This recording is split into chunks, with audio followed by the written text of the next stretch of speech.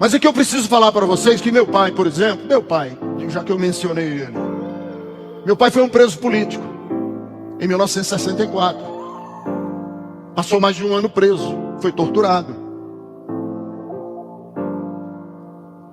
E em 2018 eu me pronunciei dizendo: não posso dizer em quem vocês devem votar.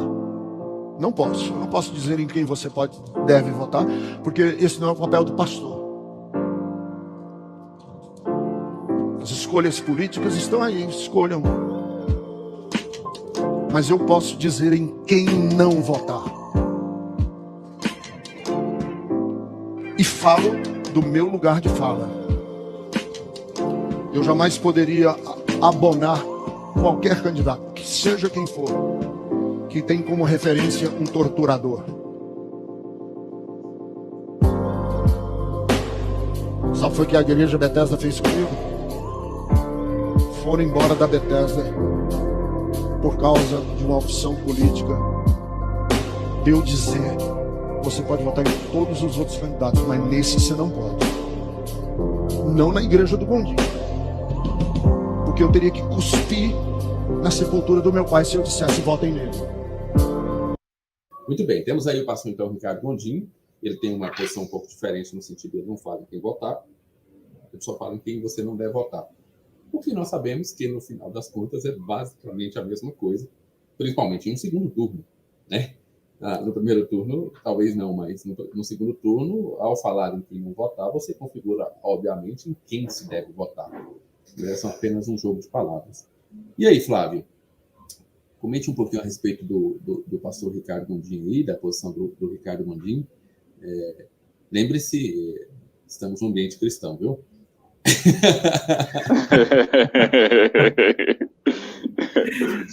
Olha, cara, não deixa o lado bolsonarista aflorar. Eu tô tranquilo hoje tô zen. Mas assim, cara, olha, eu não tenho nem muito do que falar na fala dele, porque acho que o Rafael, ao passar a fala para mim, você já falou tudo, cara. Ele não quer falar, mas ele acaba falando. É a mesma coisa relativista que esse povo faz, né, nas faculdades, para sair pela tangente em dizer que não crê em dogmas, não crê em verdade absoluta. Diga não aos dogmas. Não há nada mais dogmático do que isso, do que levantar essa bandeira.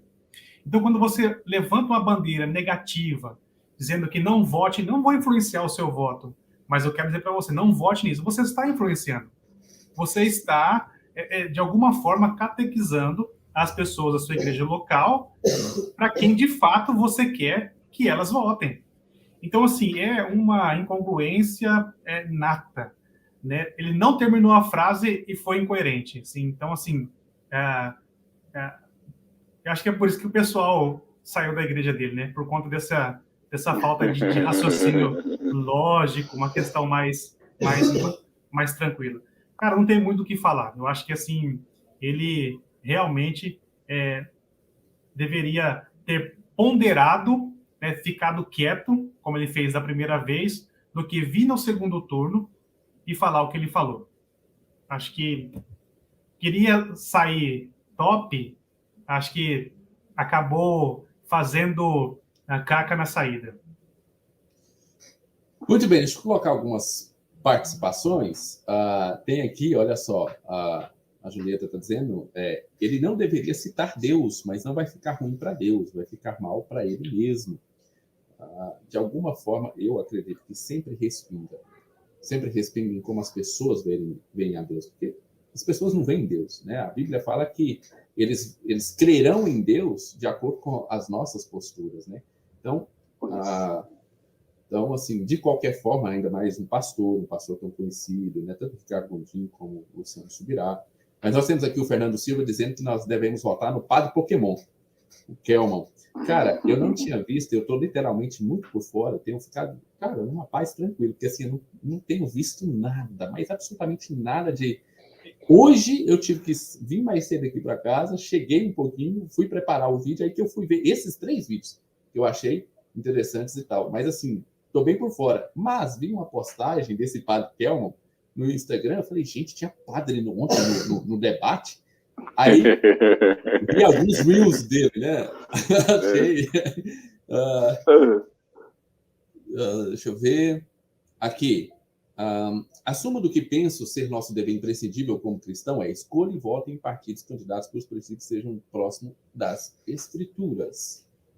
O Jordan Harley está dizendo também aqui, para o Gondim vale votar em qualquer um, menos no que é contrário às pautas dele. Nada como sabermos quem é o falso profeta ensaboado. Gondim não é o pastor, e ele não conduz uma igreja. Isso tem outro nome. Harley. Muito bem. Mendes, aí, rapidamente, comenta também. Rapidamente. Olha, é um vídeo curto mesmo, né? É um vídeo pequeno para. Mas cabe muita coisa. Cabe, né? Isso. Primeiro, ele parte de uma experiência pessoal. Então, experiências pessoais tendem a nos definir mais do que outras coisas, né? Então, ele tem uma experiência pessoal do seu próprio pai, que foi preso na ditadura militar. E apesar do que se fala, houve tortura realmente. Não que a esquerda fosse boazinha.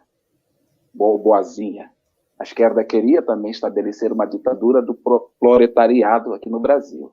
Então, os militares também agiram com truculência. Eu acho que quando se fez aquela comissão no Brasil, deveriam esquecer tudo, como se fez na África do Sul. Nelson Mandela se tornou gigante porque o primeiro ato, enquanto presidente, quando ele foi solto, ele não procurou vingança. Ele procurou reconciliar os sul-africanos, tanto brancos e negros ou indianos que estavam lá. Então, ele buscou uma comissão chamada de Verdade e Reconciliação, onde as pessoas admitiam seus erros e depois se reconciliavam, para não trazer aquelas mágoas do passado a afetar a sua vida. Mas eu entendo por que o pastor ainda tem uma certa mágoa com relação ao que aconteceu, porque o presidente Bolsonaro ele foi infeliz mesmo. Ele não deveria, naquele dia que estava sendo impeachmentada a Dilma, ter dedicado seu voto ao Ustra, quando já sabia-se que ela havia torturado algumas pessoas. É bem verdade que os bolsonaristas dizem que houve petistas que homenagearam Marighella. Marighella matou muita gente, ela jogou bomba, etc, etc. Ela é bandido. Então, mas o fato dos esquerdistas terem homenageado uma pessoa que de uma índole não boa, não significa que o presidente Bolsonaro deveria trazer aquilo. Eu sei que era uma questão política, etc, etc, mas poderia ter evitado. Então, o Gondim tem essa questão pessoal, e essa questão pessoal acaba definindo muito ele. Mas só que ele acaba sendo incoerente duplamente. Primeiro, naquilo que você não gosta, Rafael, declarar o voto no púlpito, parecendo que ele estava no púlpito, né?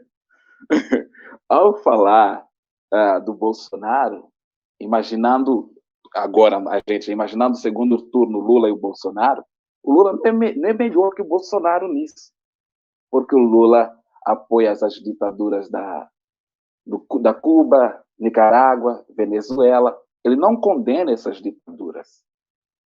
Tanto que tem uma frase dele que dizia que na Venezuela tem democracia demais. Já era na época da ditadura de Chávez, né? Dizia que tem democracia demais. Então, quando ele fala de ditadura e apresenta o Bolsonaro, pelo menos hoje, ele tem uma boca muito dura, o nosso presidente, assim como o Lula, como o Ciro. Mas o presidente Bolsonaro, em momento nenhum, parece falar contra a democracia. Ele sempre fala que temos que ter liberdade de expressão. Ele mesmo é vítima de alguns atos que se poderiam ser considerados antidemocráticos. Parece que, há algum tempo atrás, fizeram uma bola com o rosto dele e começaram a chutar a bola. Imagina se estivesse chutando a bola da cabeça do Alexandre de Moraes, por exemplo. A pessoa seria presa, seria feito um monte de coisa, mas não foi feito nada com essa pessoa que fez isso. Então, apesar do Bolsonaro ter agido erradamente ao elogiar Ustra no seu voto, a sua prática presidencial, apesar das vezes ter uma boca muito dura, umas falas até feias que não deveria estar na boca do presidente, ele não tem ido contra a democracia brasileira. Do outro lado, Lula tem apoiado abertamente e já usou muito do dinheiro brasileiro para apoiar algumas ditaduras pelo mundo afora. E aí, gostou desse corte? Então não se esquece de deixar o seu like e se inscrever no canal.